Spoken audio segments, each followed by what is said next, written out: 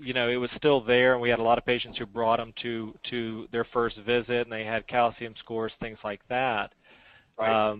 And at that time, Eric was basically saying, yeah, the calcium is, we're looking at more now soft plaque. So I really came in at an advantageous time, but I still had those conversations. We just had a case where we had a patient, pretty high-profile guy here in Tampa, had a prior coronary calcium score of 1,000 plus, and we actually, I think he ended up getting another coronary scan done up at Mayo, but his LAD was so calcified it wasn't really a very useful test because you couldn't determine whether or not he had any soft plaque.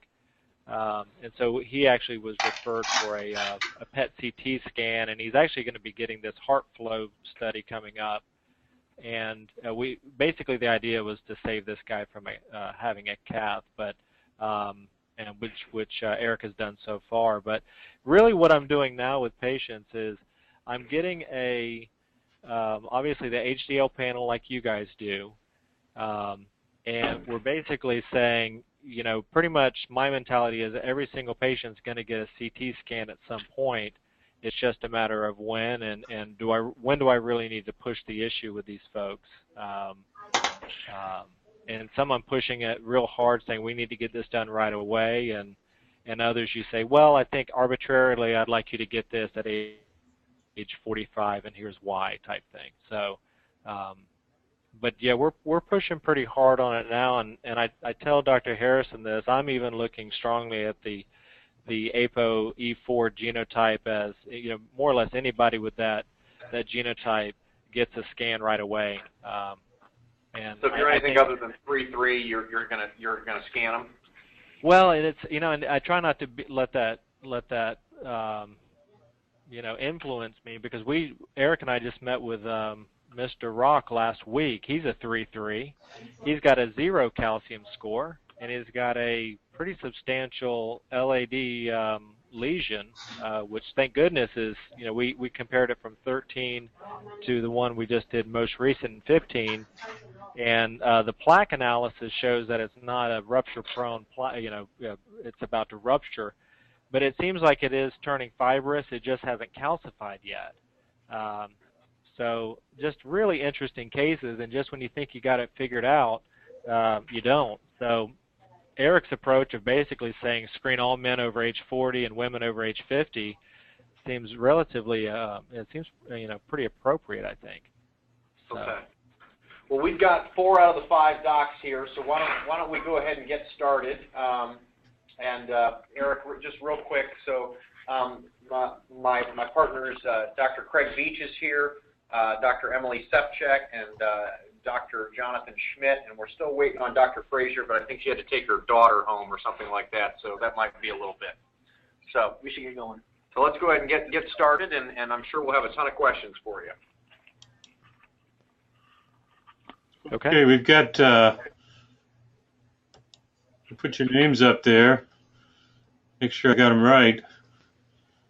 Yep. Nope. It's J-O-N. Oh, sorry. Been here 20 years. But they got my name right. We got one name right. Wow.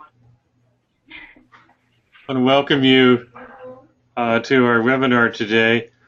We've got also Radley Griffin is in attendance, and we have Jennifer Martin from St. Vincent's.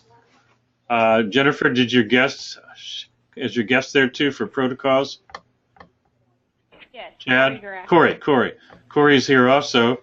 So we've got a tripartite team, and then we've got Radley to consult with us, who has been very active in this area, and we want to have the same kind of relationship that I have now with Radley. I would like to develop with each one of your physicians, and that's kind of the key, and I'll tell you why here in a minute as we go through and review this. So I probably can come off the webcam. Am I off the webcam? Yes. Oh, good. Okay. So we can just simply pay attention to the slide. So that would be good. So basically, this is our St. Vincent team. And we don't have Chad, but we'll add Chad for protocols. This is our priority physicians team. And so this is the location of St. Vincent's. And where would the radiology department be here, where we'll be doing our testing? Jennifer, can you guide us? It's in the back of the hospital. So it would be back over here somewhere? Nope. Yeah. Other side. Other side. It's the blow up of our building there pretty much covers the entire. Oh, okay. Okay, great. So it's how far is that from your office? It's a 3 or 4 minute walk down to radiology from our office. Okay, great. Our POB is attached to the hospital. Okay, great. Super. So this is our team here that basically Dr. Morales, Christina's our PA, Greg here is our 4th-year fellow for cardiac imaging, and Arthi is also a 4th-year fellow.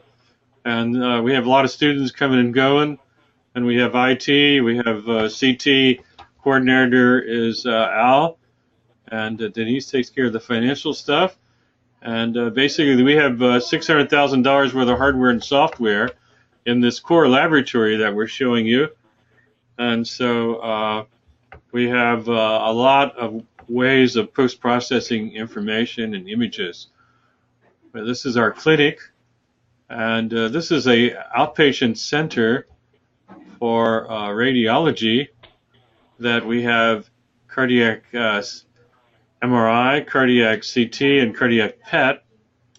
And this is very interesting because we took an outpatient center and that had already PET, CT, and MRI that they'd already paid for, the equipment.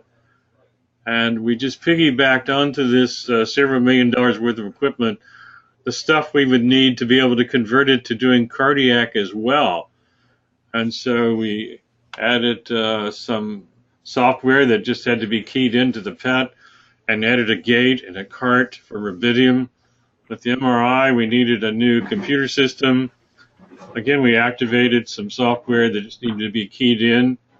With CT, we needed a gate.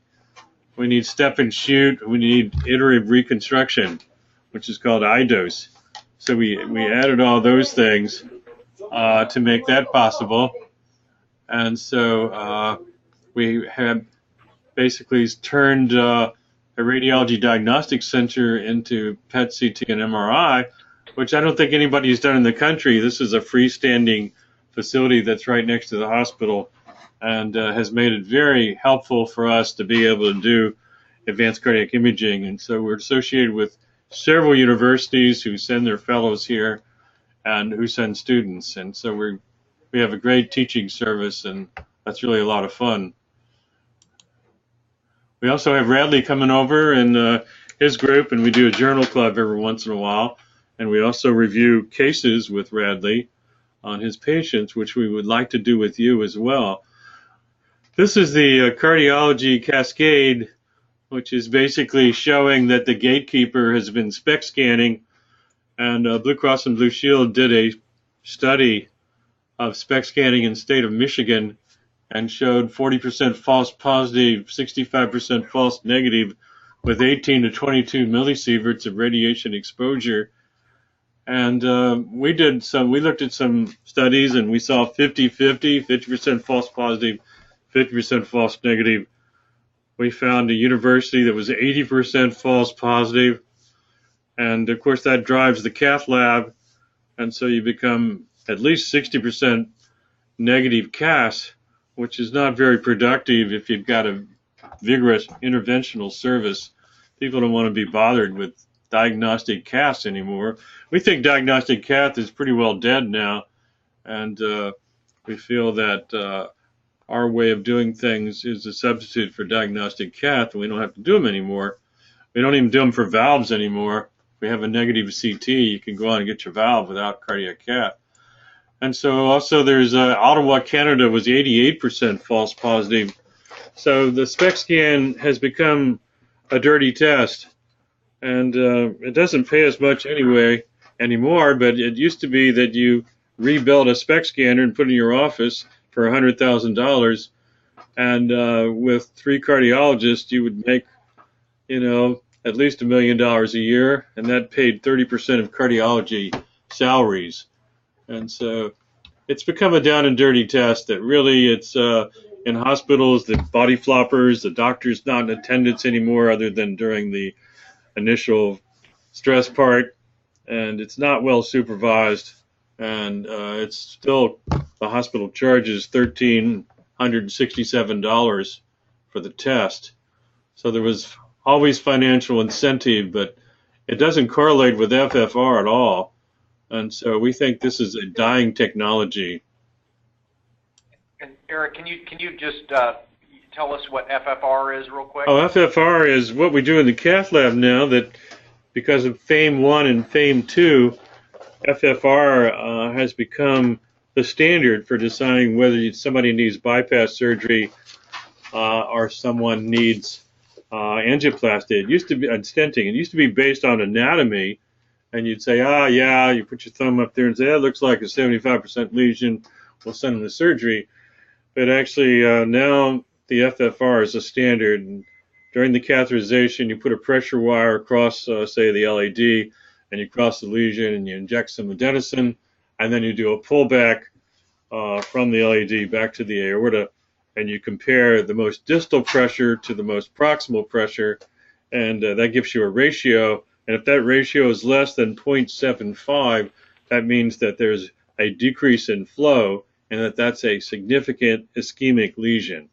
And so FFR is now the standard protocol because these studies showed that about 50% of the angioplasties that we were doing were inappropriate in that the FFR was normal. And then when you follow them, they really didn't do any better.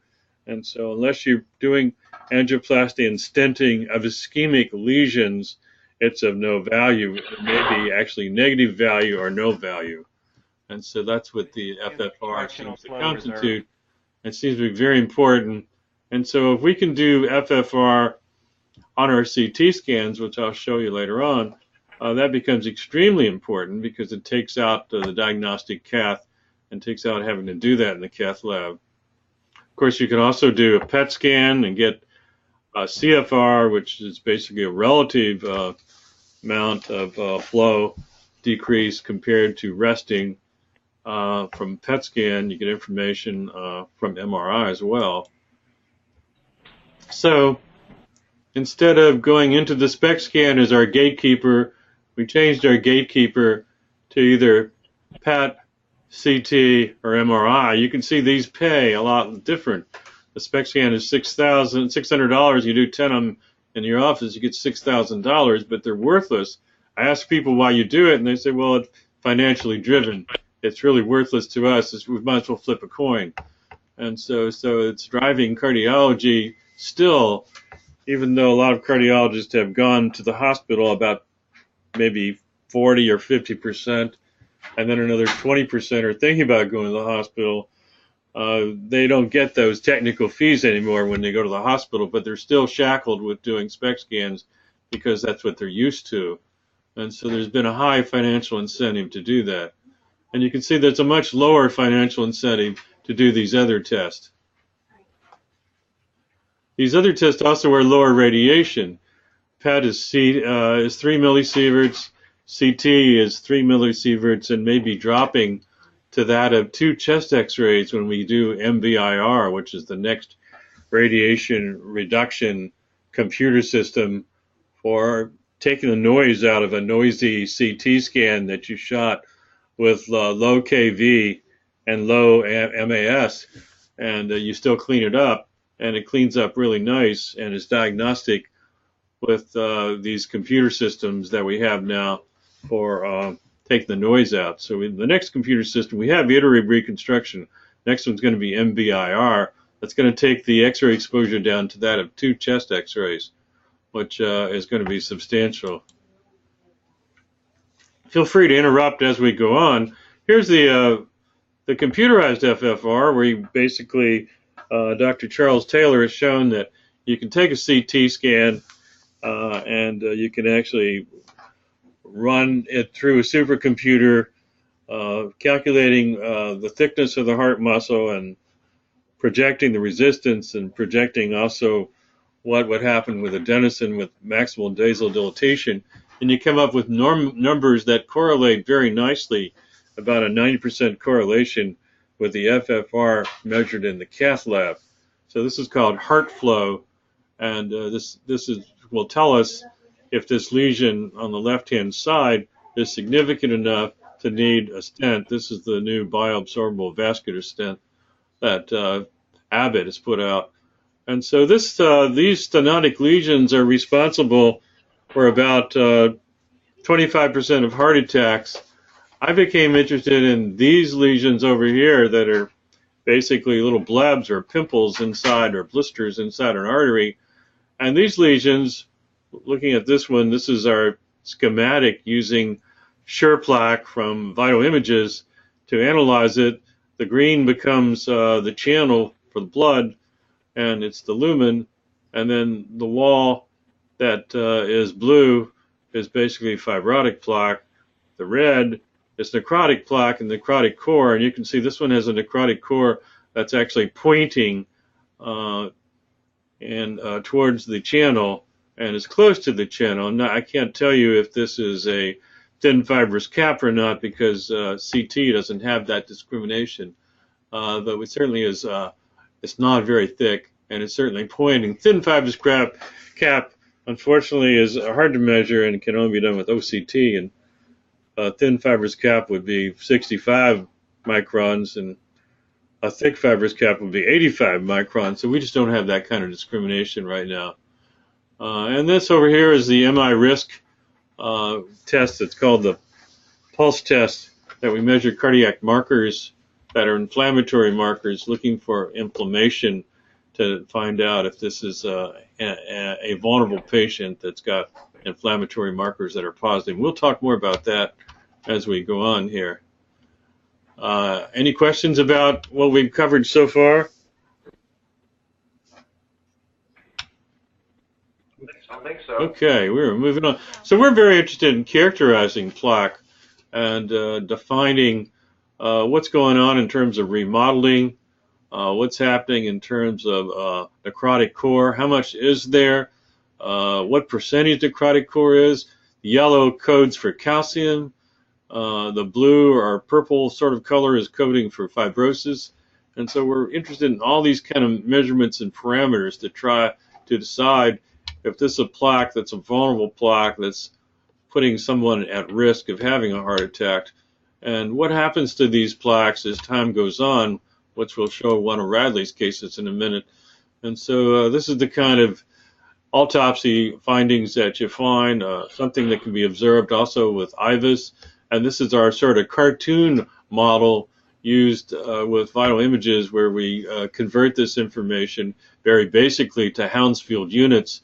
And this is less than 50 Hounsfield units, and this is somewhere about 150 to 500, and then calcium is somewhere 500 up per Hounsfield units. And this is contrast, which is about 350 to 450, 550 Hounsfield units.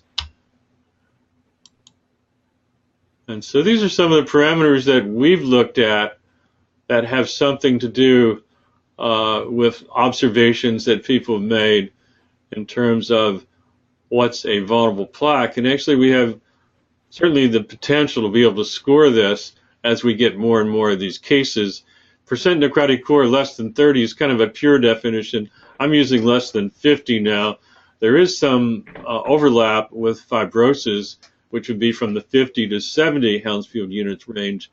We're interested in the distance from the channel or the closest lumen, or whether there's pointing. The thickness of the LV is important. It forms a convergent divergent double cone that's like a rocket nozzle, that you can understand more about what's happening in terms of hydrodynamics or hemodynamics when you have that rocket nozzle type of configuration. We're interested in the FFR, the peak velocity, the solubility of CO2, the length of Nero's point, and all these kind of things we've been looking at. Sometimes there's some reflection if there's a distal coronary calcified plaque. There'll be a reflection, a wave that'll come bouncing back on the distal shoulder and make that distal shoulder more vulnerable. All this stuff is pretty interesting to us, and we're looking at it.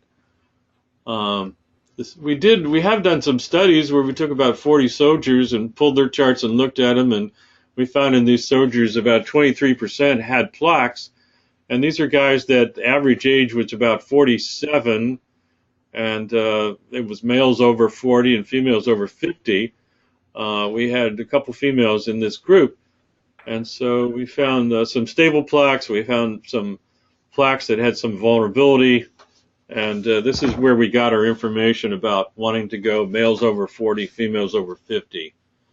And then following these plaques, and we have the potential of following them just by making a picture of the plaque alone when they come back by taking one gantry rotation and doing something called a plaque-o-gram, where we can put that plaque up against the previous plaque and compare it, but limit the X-ray exposure to that of a dental X-ray, which is kind of cool.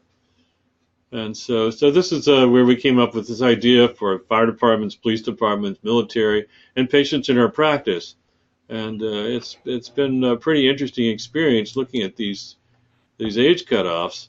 And we thought we'd show you one of the patients that was more interesting, that basically we actually predicted this guy was going to have a heart attack, and he's a 48-year-old SOCOM soldier who had no symptoms, and whose father had a heart attack at 44. He was retiring from the military. His wife's an ARNP, and she suggested he come over and see us since his father had a heart attack, and we saw him and basically looked at his plaque and showed it to him and said that he was going to have a heart attack soon, and we were very concerned about it. I was concerned enough to talk to a doctor about angioplasty. It was Christmas holidays. We also gave him a prescription for Plavix and told him to start aspirin, low pressor, and Lipitor, and basically he got the prescription filled on Friday, but he wasn't going to start them until Sunday or Monday. Actually, we didn't start them Monday, and Sunday he had chest pain, and his wife had seen the plaque online that I showed her, and she said, we're calling 911, and he was having acute anterior wall MI, and if it wasn't for our observation, he wouldn't have known to go to the emergency room because he thought it was the clavicle that he had broken jumping out of an airplane, and it hurts him every once in a while because it's malaligned and didn't heal well, and he thought that's what was giving him his chest discomfort, and he sort of shrugged it off. This is his score in terms of the pulse test, which is a marker, and so we call it a positive marker score, and his score was 5 point something times normal, and so we consider that significant. This is measuring some very unusual inflammatory markers that are like CTAC, eotaxin, FAS, SFAS, FAS ligand, interleukin-16. These are markers for migration of macrocytes, and also markers for apoptosis. One is up and one is actually down for apoptosis. And so using those 7 markers, we've been tracking some of these patients to see if these markers can correctly identify someone has a sort of inflammatory at-risk patient that's a vulnerable patient. And so we're not getting them first, we're getting them when we see a plaque that we think is vulnerable, and we're trying to see if there's a correlation. It's a very well documented markers in 2 patient groups. One is at the Marshfield Clinic, the other was the multi-ethnic group at NIH. And so it's 2 very interesting patient groups that they correlated it with heart attacks. These are those markers. This is hepatic growth factor, FAS ligands for apoptosis, SFAS for apoptosis, interleukin-16, eotaxin, MCP3, and CTAC. And that explains what the markers do. And so this is where he was positive for the plaque, which we showed you before, and we looked at the ratios, we looked at the area here. This plaque is not an important plaque, that's this one here. Turns out this is the important plaque. This is where we predicted the patient was going to have a heart attack, and he did. It's the first time in my life I've ever predicted and told someone that they were going to have a heart attack who was asymptomatic, and that's where he occluded right at exactly the same site, and so that just sort of burst through there. We put a stent in, opened up the artery. There's a lot of circulation. It was very important. This is the Widowmaker, of course. And so in retrospect, we ran an FFR on it. And so, and if I'd had this information before, I thought it was only like 67% lesion by measuring it. We didn't think it was a significant stenosis. The FFR shows it is a significant stenosis, and there's a 0.50, and as we said, less than 0.75. So it's a significant FFR. If I had this information, I would have been even more aggressive in this gentleman if I'd known what his FFR was. And so we had another group of patients with the American Heart Association study that we put together that we had a patient who had an MI in 185 days, and I'd like to show you that patient. His marker test was also positive, and it was 6.44 times normal for a 67-year-old male. This is a guy who was also asymptomatic. And these are the plaques that I saw in him, and he has a high amount of lipid plaque. There is some narrowing of the vessel, not significantly. At least I didn't think it was significantly, but there's some main left disease also in here. Here's a proximal circ lesion that's got some calcium in it. There's also some disease in the LAD, but the lesion that I fixed on was this lesion because of the amount of necrotic core that was present in it, and this is the one that took 185 days for it to close down. He had acute MI and had to go to rescue angioplasty. We could not prevent that with what is conventional aggressive medical management, and you can see it occluded exactly where we had said the danger place was, and there's sort of the parrot's beak of acute occlusion, and this is after we opened it up. He still was left with the main left disease and the proximal circ disease, and went on to have hybrid surgery where he had bypass to the LAD, and then he had stents put in all across there. And we also later did his FFR, and his FFR turned out to be significant.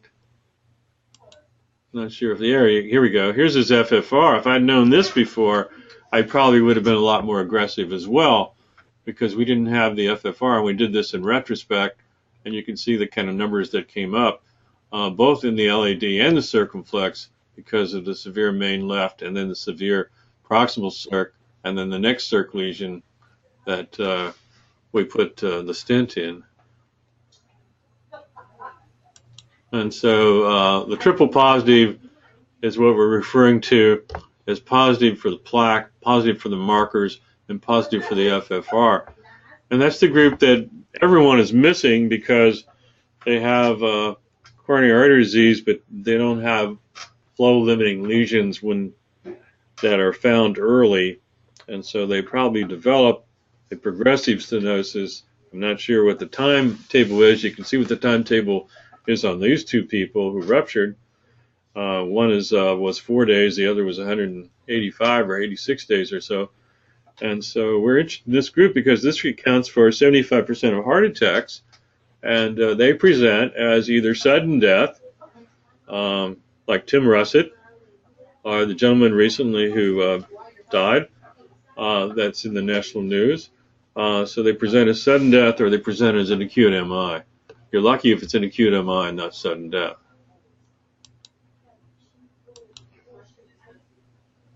So coronary CT, as you can see, it's low radiation. The negative predictive value is 99.9%. The problem used to be with calcification and the positive predictive value, but now with FFR, the positive predictive value has gotten to be 90%. We locally use MRI for fusion study, which is much more sensitive and specific than cardiac SPECT, to to measure what we think is a significant reduction in blood flow.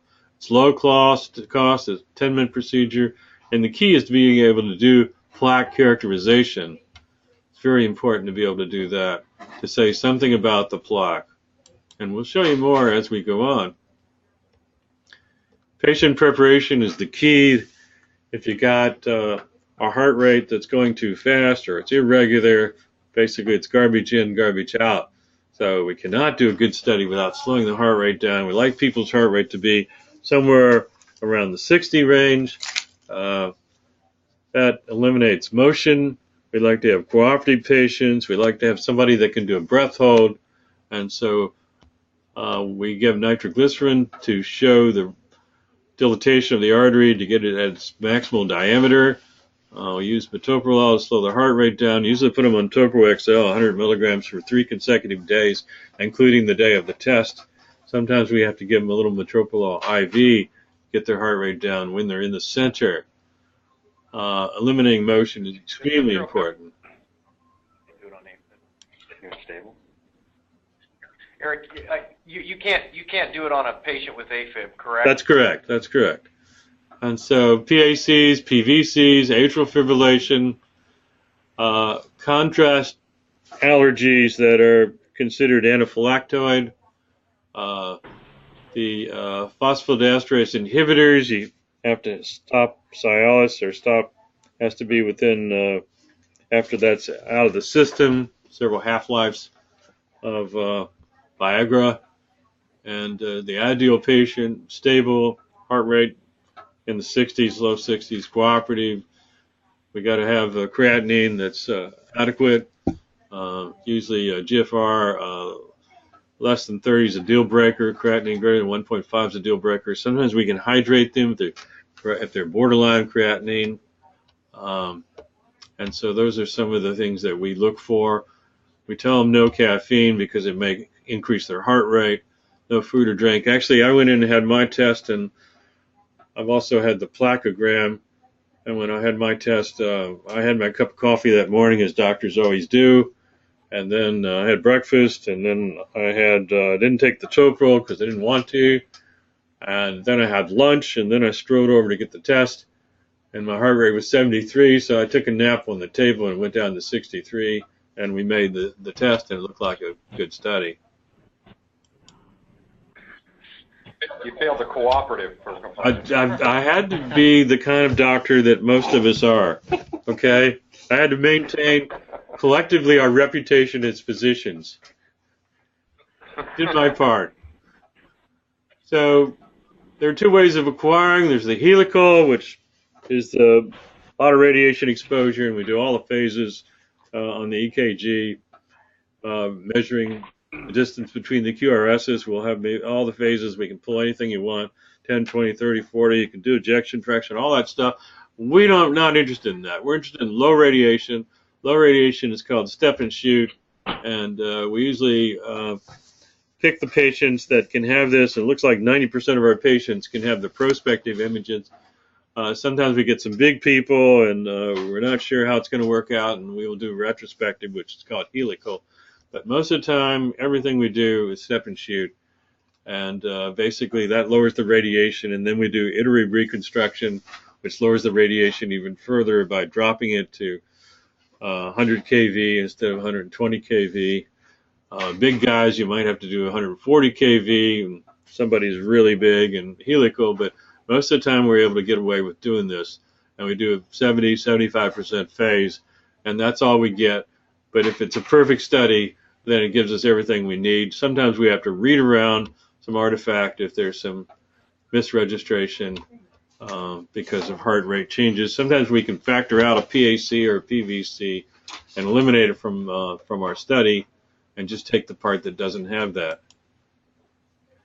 And so here's what we do in terms of imaging, and the retrospective is thing just spins around, moves, makes all these pictures, and it's a continuous acquisition, which basically increases the radiation. This is what people were originally doing when we first started doing this back in 2004, 2003 with 16 slice scanners. And we moved on to step and shoot where the table's actually moving and the radiation you see is turned off. It's on, it's off, it's on, it's off, as opposed to a continuous exposure. And then if we turn on the radiation to be low, creating noise, and we've got iterative reconstruction to clean up the noise, then we get the radiation exposure down to about 3 millisieverts, sometimes less than 3 millisieverts, which is the same as background in Indianapolis in a year. Our current price point, we've looked at this, and the kind of service that we want to give is to actually on every patient review with the physician and the patient the study online with webinar like we're doing now. And that's what we do with Bradley. And to do that, the price point we've come up with for the total study is $299. And it's $199 for the study and $100 for the post-processing and the image review and the time for the webinar. And so we think that's a reasonable price. People will pay the same as you would pay for a tire. You will pay for maintenance of your system and knowing about your heart. Radiation exposure, dual isotope SPECT scan, angioplasty is the greatest radiation experience since Hiroshima. Retrospective, this is helical CT, was up in the 22 millisievert range early on in 2004. Technetium SPECT scan is still in the 16, 18 millisieverts. Here's a mammogram. Here's prospective, what we're doing. This is the cutoff, background radiation for a year. And so it's less than background radiation for a year, unless you live in Denver, and then it'll be a lot less, because in Denver you get 5 millisieverts in a year. We hope to get this test down to the same as 2 mammograms, which will be the same as a couple chest x-rays. And we hope to get the Plaque-o-gram down to that of a dental x-ray. And so as we move into the next generation of scanners, which we hope to have at St. Vincent's coming up next fall, the radiation is going to be further reduced. So we're very happy about riding on the coattails of improved CT scanning. The results are very gratifying, and if you have no plaques, that's wonderful, and you have no worry. Minimal calcification is less than 1% event per year, and all these patients have been reported, and mixed plaque, aggressive treatment, severe stenosis, aggressive treatment, and then vulnerable plaque is very high priority and accounts for 75% of heart attacks. And so this is a shift in priority to vulnerable plaque that we think the industry is going to be moving in that direction. And then the webinar image review will be coordinated by hopefully Natalie and Janelle, where we can come online with you and your patient and review the images and show them what we found.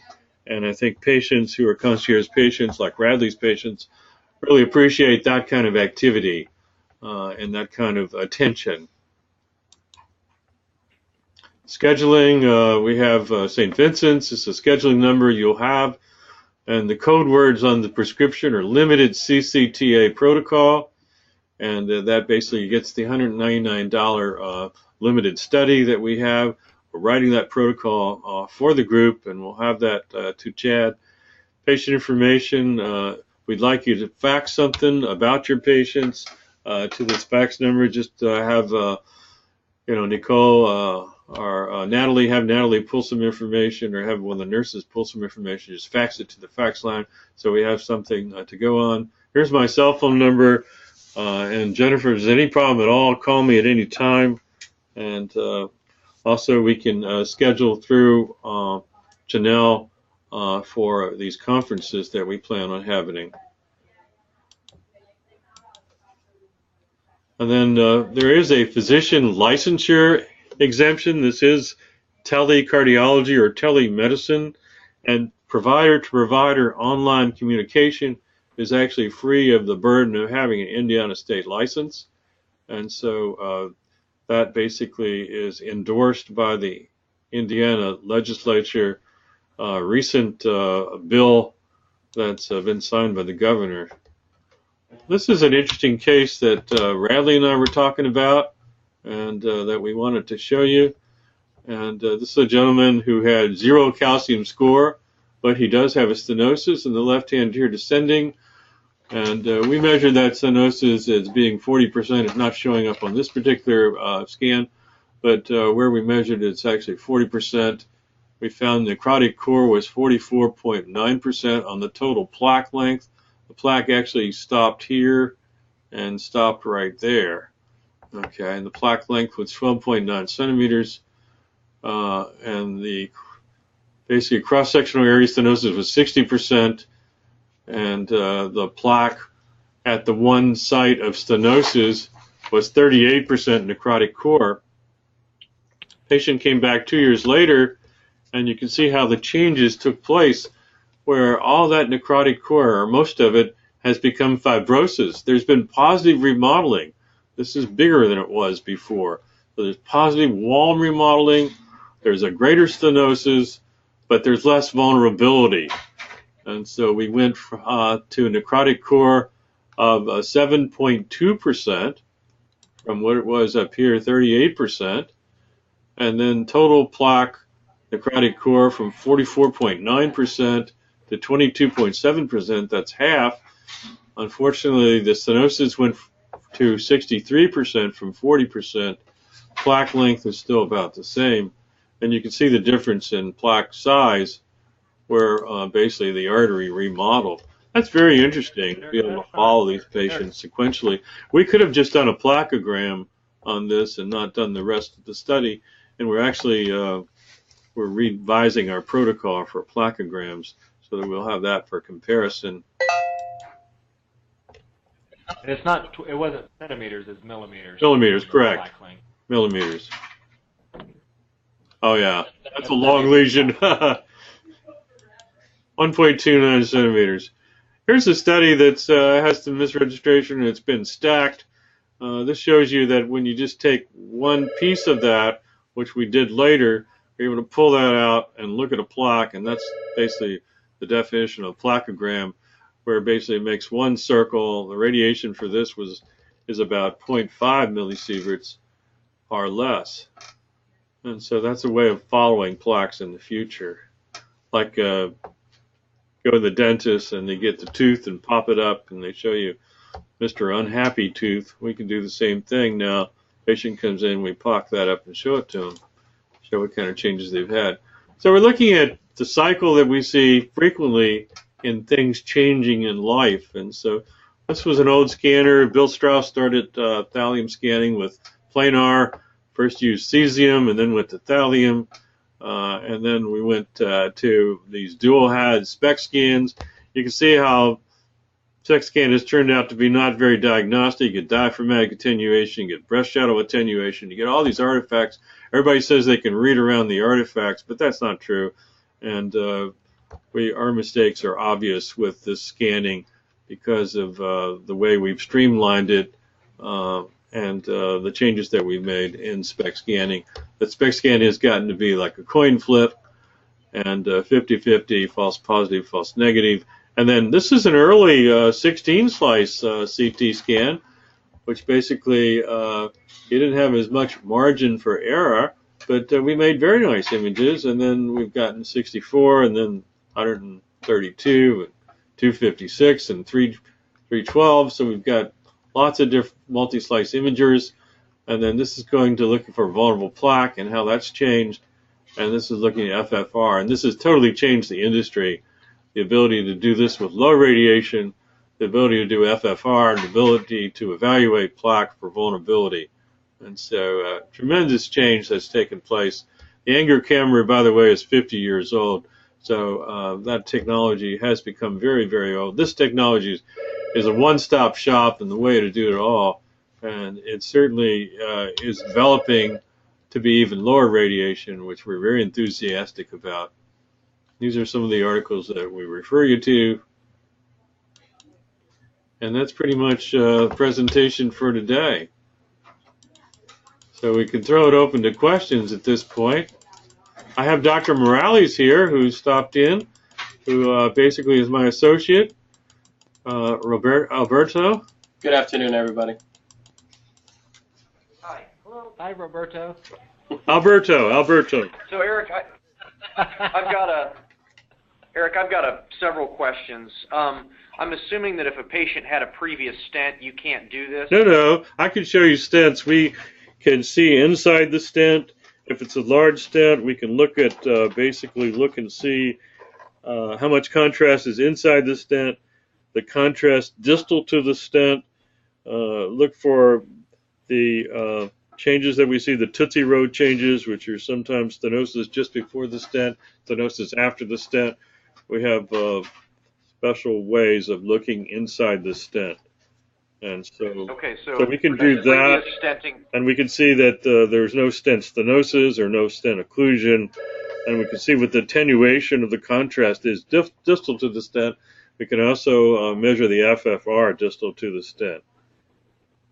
Okay, so previous stenting would not be a contraindication to doing That's this? correct.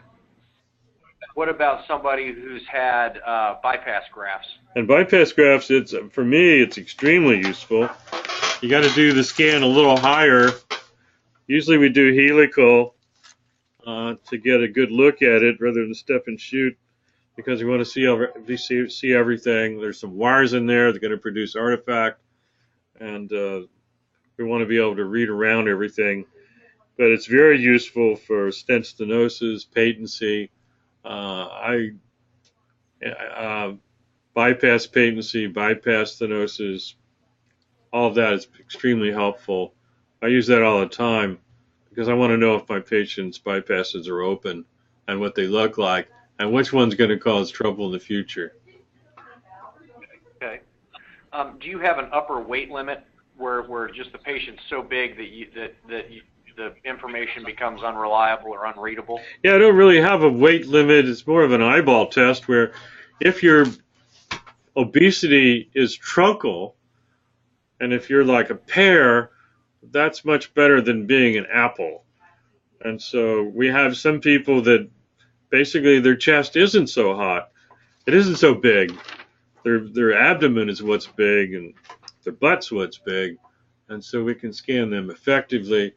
It's you will learn as we see patients what's within the limits and what's outside the limits. But there are big boys that we don't do, that we totally disqualify. And of course those patients are probably best for MRI or PET scan, one or the other, in terms of looking at blood flow rather than looking at anatomy. Okay. Are there calcium scores that are so high that you don't recommend doing this on a patient? Well, usually we don't calcium score first for the most part, and so we frequently don't know the calcium score, and so we just scan them, and frequently you can see between the lesions you can see something. If there's calcium, also depends on how much calcium there is, whether it's prohibitive in terms of someone getting an FFR. The calcium score, I know people with calcium scores of 4,000 who have basically normal coronaries without any obstruction, who are able to do anything they want. So I don't do that. Now we may not bring them back for another CT scan in the future because of the calcium being too much. We can score the test on the contrast study. It's possible to do a calcium score if somebody wants that number, or if they want to see that, if that number is progressive.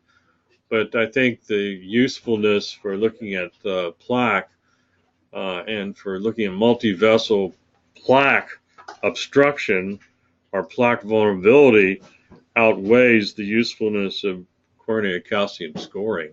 That's my opinion. Okay. Alberto, I just didn't know if there was make any comments? I mean, I think in general, you know, the higher the score, the much more difficult the study is to interpret, especially if there's concentric calcification. With that said, you know, we've had people with calcium scores in the 2,000 range, and we were able to do very good studies on them and rule out any obstructive disease. But it is much more difficult, and I guess it comes down to a clinical question. Does this patient have coronary artery? If the test is being done to assess for coronary artery disease, you don't need a CT scan. You've already made the diagnosis. And CT scan wouldn't be able to unless you add FFR to it to rule out ischemic. So in that instance, probably a functional study would be better served. And so it just kind of depends on what you're interested in, what you're looking for. In general, the best the test is for the negative predictive value. I think Dr. Harrison showed it's 99%. So the confidence of a patient who comes to your office or in the emergency department with chest pain, who goes for a nuclear stress test and is told that it's normal, gets discharged, comes back 2 weeks later, that patient doesn't go for another nuclear stress test, goes for usually an angiogram, a cath, an invasive procedure, then gets a cath and is told that everything is normal. Well, on the hindsight, they come to the ER, they come to your office, they get a CT angiogram and it's totally normal. The confidence interval is so high that they're not, they come back for recurrent chest pain, they start looking elsewhere. They don't look at the coronaries anymore. And that's just because of the high false positive, high false negative of SPECT and missing triple vessel disease and various other things and lots of artifacts and so forth. So it just depends. I think what you're interested in. If the calcium score is something that was done previously, and you're just interested in defining anatomy, then certainly we can do it. I usually, if I know a calcium score is over 1,000, and I usually would not do a CT angiogram. But that's just my personal feel on that. Okay. I mean, could we go into it though, doing this CT angiogram, and then have you guys do the post-processing FFR just right off the bat? Because we have a fair number of patients, and I couldn't give you a number, but it's probably somewhere between 30 and 70, where they have very high calcium scores, and we have been told by St. Vincent's that they won't even do a coronary CT angiogram on them because their calcium score is over 1,000. And so we really have no way of following these patients currently, other than based on their symptoms. So, but how would you recommend we proceed with a patient like that who has a calcium score of 1,500 and not symptomatic, but you'd kind of like to know, is it all calcified plaque? Is it unstable plaque? Is there, are there a lot of significant stenoses? How would you guys proceed in that case? We had a patient come down here from IU that Joe Noble had seen, a lady, and her story was very interesting. She had coronary calcium scoring, and it was very high. I think they said it was about 500, and she went on and got a SPECT scan. Of course, it's positive because of breast artifact. Then she goes on and gets a cath, and they don't find anything. And so then after that, when she came down here, I got her calcium score, and you looked at it, and basically there was motion in the right coronary artery, and they scored the right coronary artery calcium 3 times to add up the score because it was motion artifact. And then they scored some of her histoplasmosis because she grew up in the Ohio Valley, and everybody's got histoplasmosis. So actually her calcium score was less than 100, and all this was artifact. So there are calcium scores and there are calcium scores. And so I have several calcium scores that we have a lady who's basically does physical training for people. She's a trainer, and she had her calcium score. And again, most of her calcium was in the right, and the right was scored 3 times because of motion artifact. And her doctor had referred her for cardiac cath, and she didn't want to have it done. She came over here, and we threw up the calcium score and looked at it, and we found that it was just all artifact that had been scored by somebody inappropriately. And so there are calcium scores and there are calcium scores. So basically, well, I understand that, but we have, I'm thinking of, in particular, you know, we've been, and I want you to know it's not that we're so much married to the calcium score, it's that we have that data on all of our patients. Right. And so, you know, if I've got somebody whose calcium score has marched up from the mid-hundreds slowly over 10 years, and now, you know, he's well over 1,000, and there's basically no point in me getting any more calcium scores on him, how do we best determine what's going on inside this patient's vascular system now? You know, should we just order a coronary CTA and then tell you, hey, this guy's calcium score is, his last one was 1,400, and we want you to just right off the bat to go ahead and do FFR testing on him as well? I mean, I think in that that instance, would you recommend? What you're really interested in is, are they developing obstructive stenosis? And a simple, you know, functional Correct. test like a treadmill stress test would give you a lot of that information in general. Obviously, some of these patients can't exercise. Maybe they have, joint problems, and maybe a functional test such as a stress MRI, stress PET, even a dobutamine echo with contrast. You know, obviously, if you're at a center where nuclear stress testing is done, and you have dedicated technologists, and you feel like potentially that could be, but in general, our approach is we don't do nuclear stress testing. We try to avoid it. Obviously, there are certain scenarios where they have pacemakers and kidney disease and maybe very poor echo images. But you know, there's some evidence out there. A recent paper came out that yes, indeed, higher calcium scores equal more events. But you know, there's also, if you're putting your patients on statin therapy and you're aggressively managing them, you can actually convert some of those non-calcified plaques into calcified plaques and actually increase their calcium score.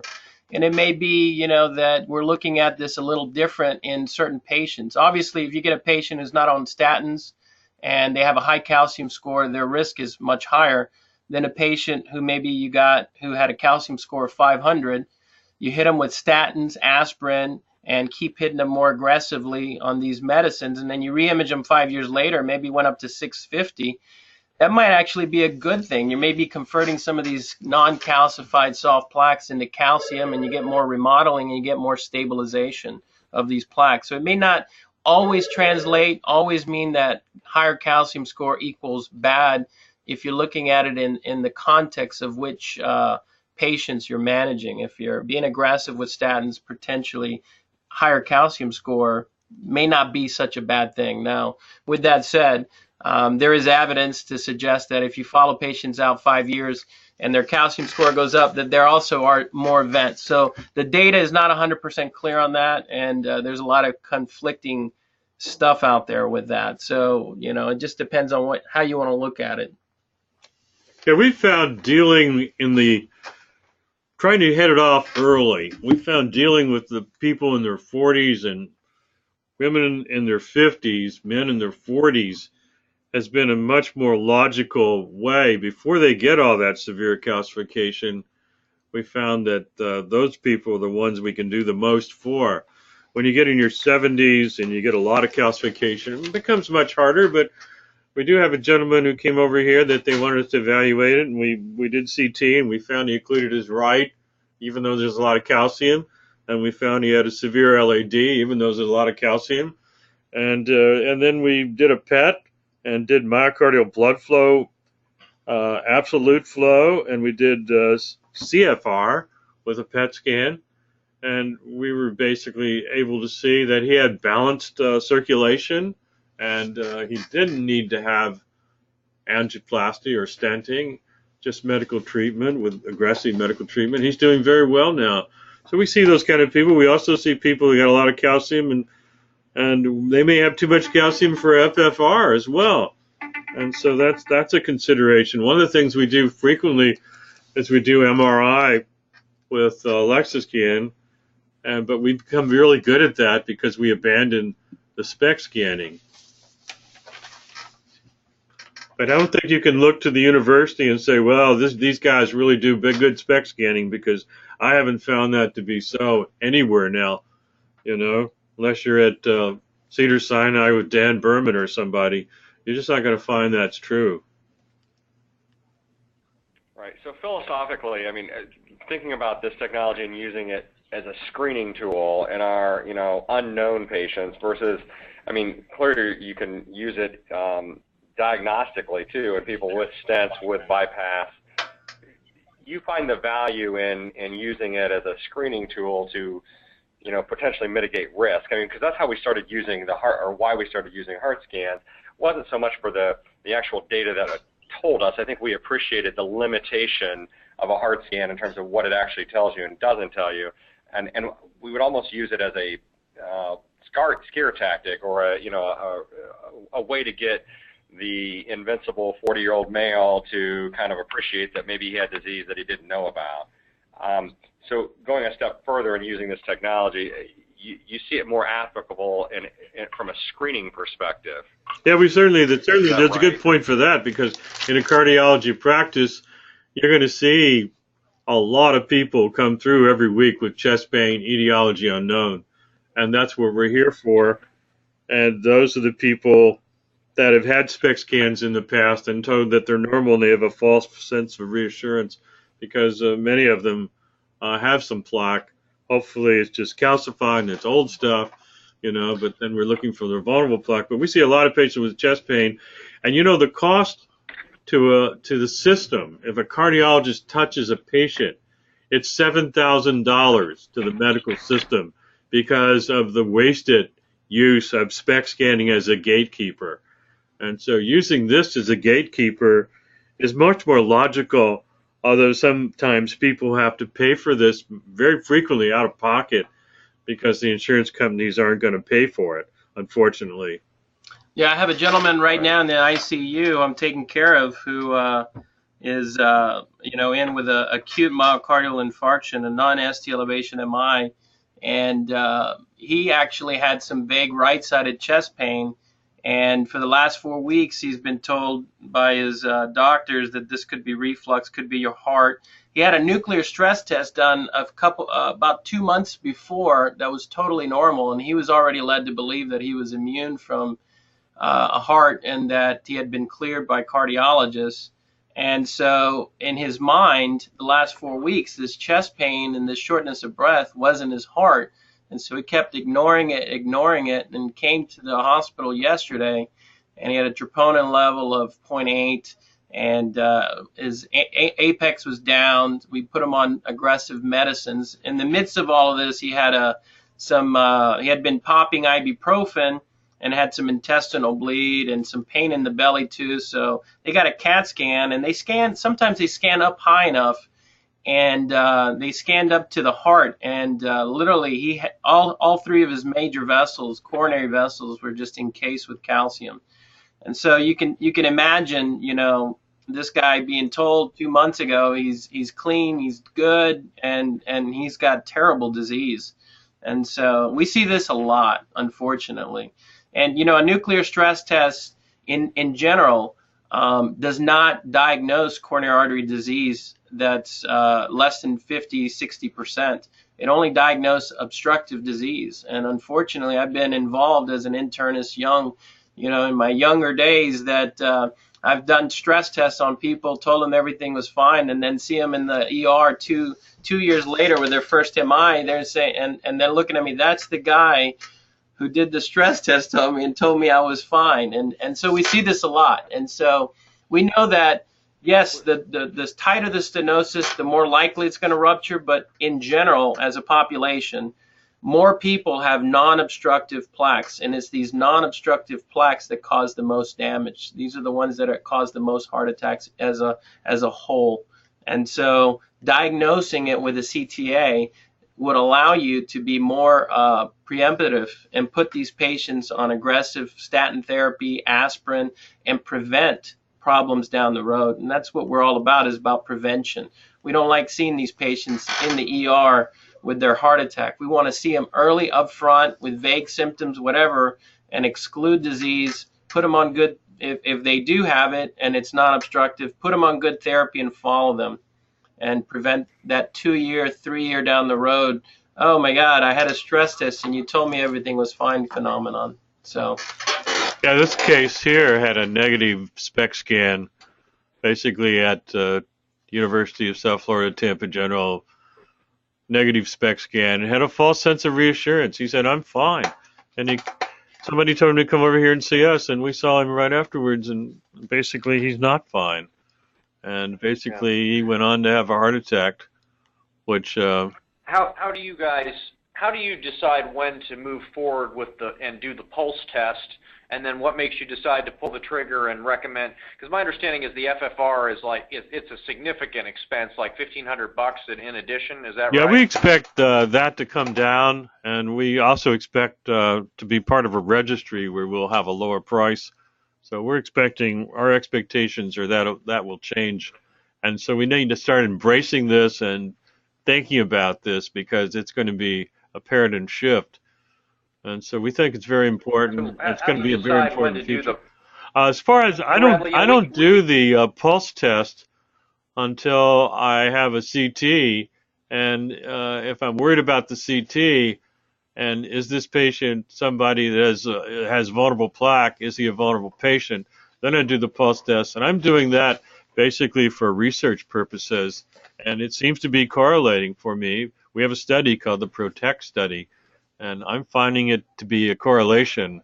Hopefully we'll get more data and be able to supply that to more people. I think in general we feel very comfortable if the percent stenosis is less than 50, 60%, and calling it non-obstructive.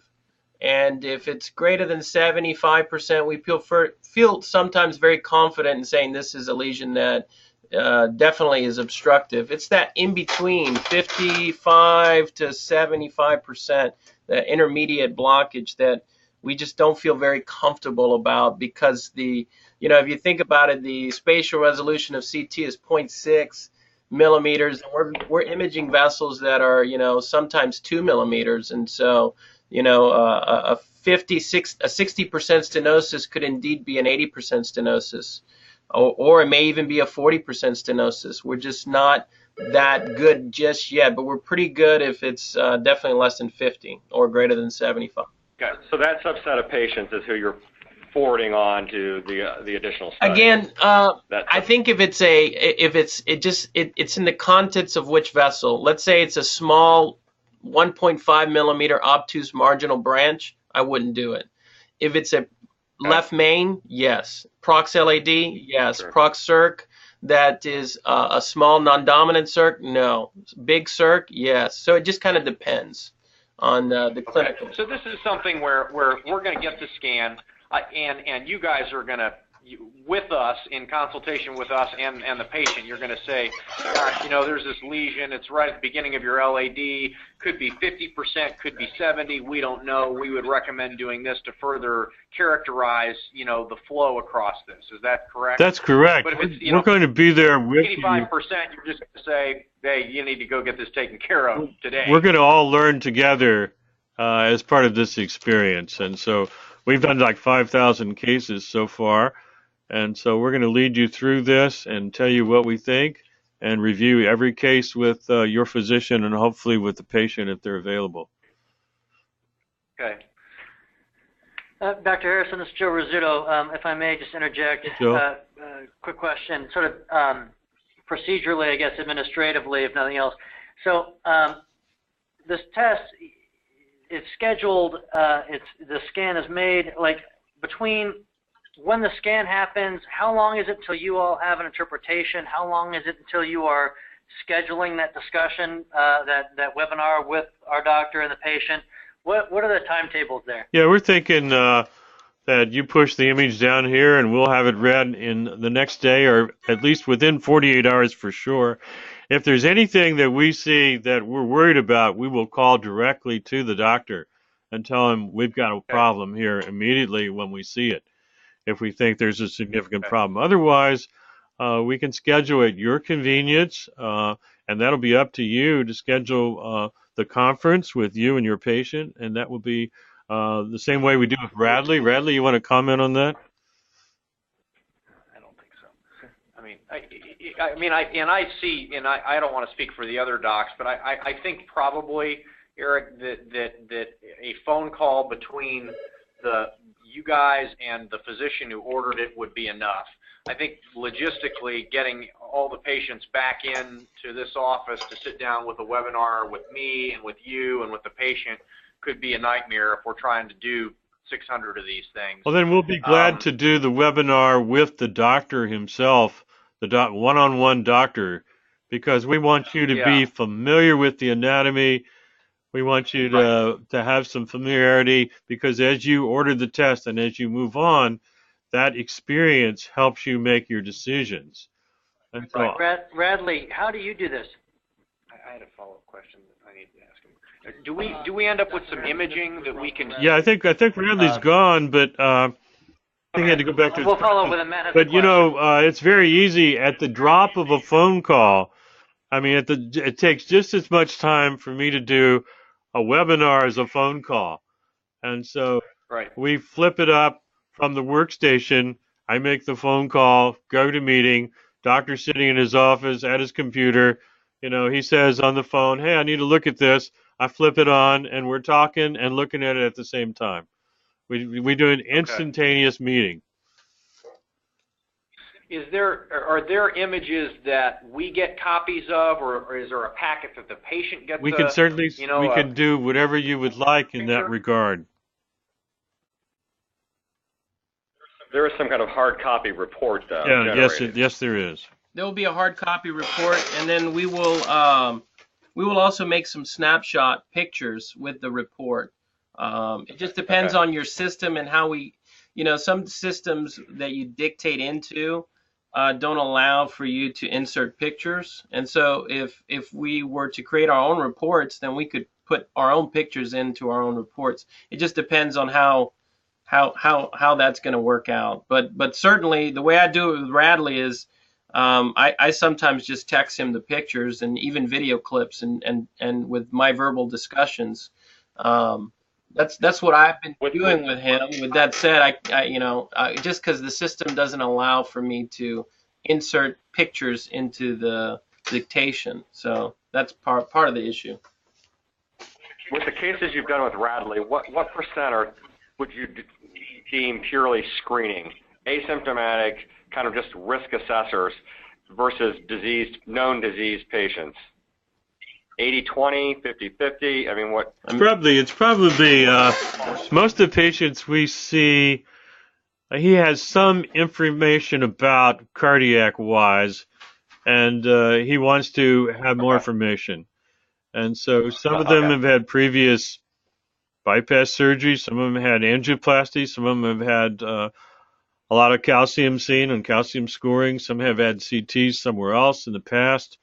Some have had some red flags somewhere along the line. No. I mean, he's actually screening a lot of people. Everyone's having this test basically. No, we see for the military, we do this test on everybody, and again on the military, we have 23% that are positive, and those are people in their 40s, which means that 77% are negative. But negative is very useful. And some people have multiple risk factors. Some people have chest pain. They have all different stuff. And anybody who comes over here from the military, we screen. And we're doing this because a lot of them are special operations guys that they're heavily invested in, and they can't make a mistake. Dr. Harrison, and Dr. Morales, in the scenarios where you've done these webinars with a doctor and a patient and follow up with the results, and I recognize this is going to be extremely case dependent, but just generally speaking, can you give me an idea how long that kind of a discussion typically lasts for you all? Yeah, we'll do like 15 minutes. What's important is if you have a patient that you really need to emphasize what's going on, and that's a way of doing that. Certainly the most efficient thing is to send a video or send a snapshot on a text message on the phone. That's instantaneous, obviously, and that's very useful as well. So it all depends on what your needs are and how we can help you. Dr. Harrison, this is Jennifer, and I need to go to another meeting. Yes, so will Al just set something up with me and Corey to do the protocol? Yes, we'll do that. Okay.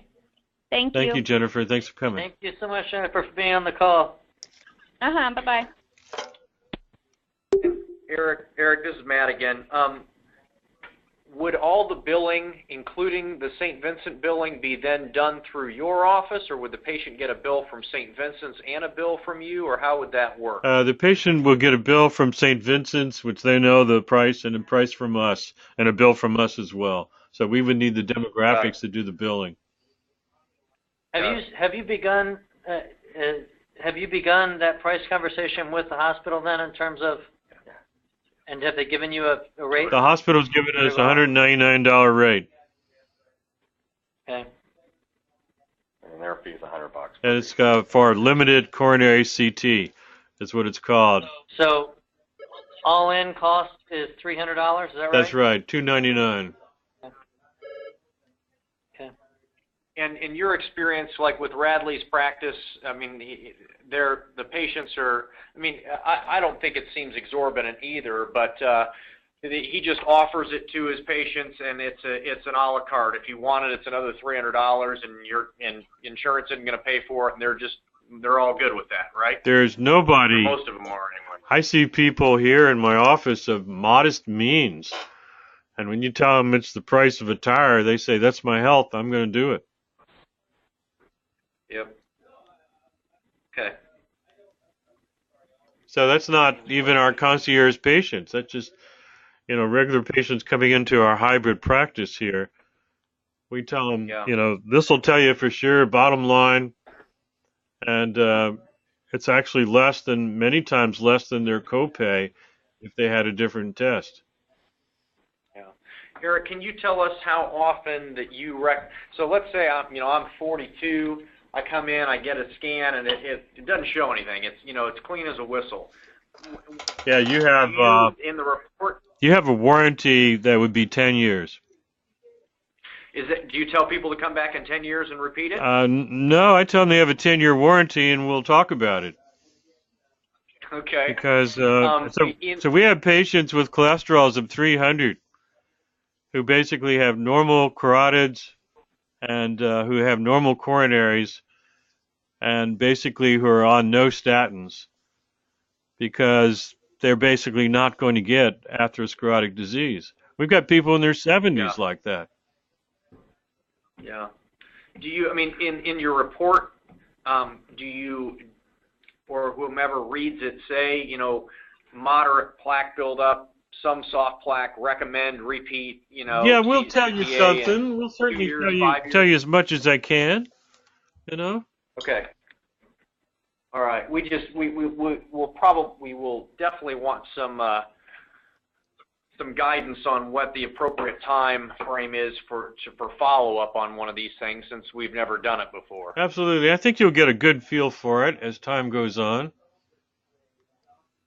Okay. Well, we showed you Radley's follow-up 2 years later, actually about 2.5 years, and that was very useful to us. This one here,